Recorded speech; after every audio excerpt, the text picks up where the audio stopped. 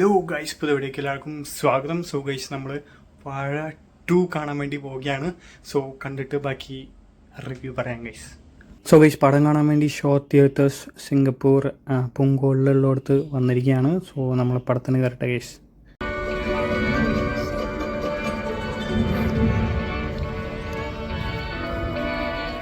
So guys, നമ്മളങ്ങനെ വാഴ 2 കണ്ട് വന്നിരിക്കുകയാണ്. സോ എൻ്റെ റിവ്യൂ എങ്ങനെയുണ്ടെന്ന് ചോദിച്ചു കഴിഞ്ഞാൽ ഒരു മിനിറ്റ് ക്യാമറ ഒന്ന് സെറ്റ് ചെയ്യട്ടെ.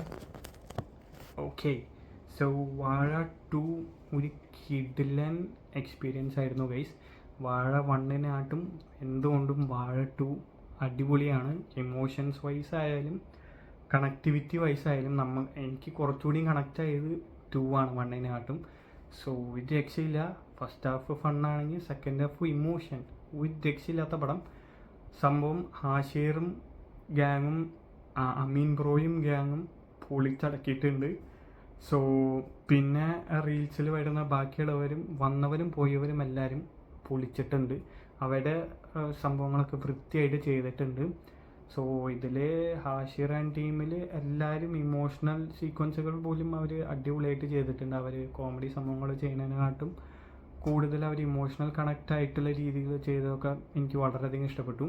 സോ പടം ഇപ്പം നിങ്ങൾക്കൊരു സിബ്ലിങ്, അപ്പം നിങ്ങൾ വീട്ടിൽ 2 മക്കളാണെങ്കിൽ നിങ്ങൾക്ക് വളരെയധികം കണക്റ്റ് ആവുന്ന സംഭവങ്ങളാണ് പടത്തിൽ നടക്കുന്നത്. അതിപ്പോൾ നിങ്ങളൊരു ഗേൾ ആൻഡ് ഗേൾ ആയാലും ബോയ് ആൻഡ് ഗേൾ ആയാലും ബോയ് ആയാലും കണക്റ്റ് ആവും. സംഭവം വെരി ത്രൂ ആണ് പല കാര്യങ്ങളും അതിൽ പടത്തിൽ പറയുന്നത്. So it's very emotional and touching us.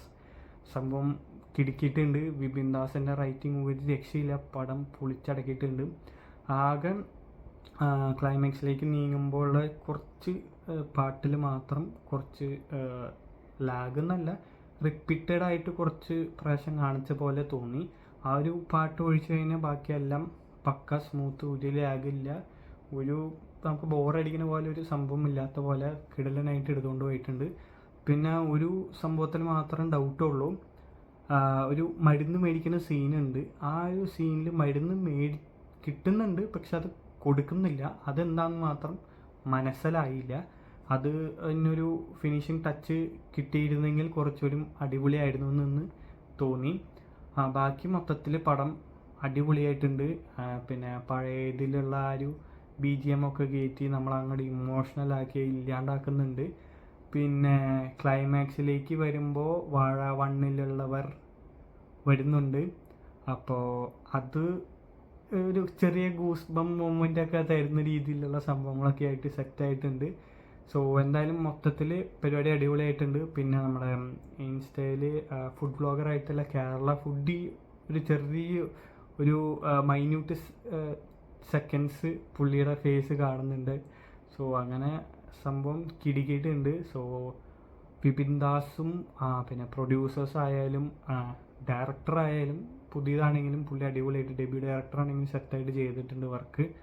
പിന്നെ അവരെല്ലാവരും ഇവരെ കൊണ്ട് ഒരു ഫുൾ മൂവി ഷോൾഡർ ചെയ്യാൻ വേണ്ടി കൊടുത്തതിനുള്ള കോൺഫിഡൻസിന് നിങ്ങൾക്ക് big hands of. You guys are great. കാരണം റീൽസ് ചെയ്താൽ പോലും അവർക്കിത് പുൾ ഓഫ് ചെയ്യാൻ പറ്റുന്നുള്ള മനസ്സിലാക്കി അവരെ കൊണ്ട് തന്നെ ചെയ്യിപ്പിച്ചെടുത്ത് പടം പൊളിച്ചടക്കിയിട്ടുണ്ട്. So big hands off to all of you. So പടം കിടിലനാണ്. നിങ്ങൾ ഇതുവരെ കണ്ടിട്ടില്ലെങ്കിൽ please to go to your theatres and watch it. കിടിലൻ പടമാണ്. പെർഫെക്റ്റ് ആയിട്ട് നമുക്ക് കണക്റ്റ് ആവും. നിങ്ങൾക്ക് സിബ്ലിങ്സ് ഉണ്ടെങ്കിൽ പെർഫെക്റ്റ് ആയിട്ട് കണക്റ്റ് ആവും. സിബ്ലിങ്സ് ഇല്ലാതെ സിംഗിൾ പാരൻ്റൊക്കെ ആയിട്ടുള്ളവർക്കും കിടിലനായിട്ട് കണക്റ്റ് ആവും. അതിനുള്ള ഇമോഷൻ സീക്വൻസും പടത്തിലുണ്ട്.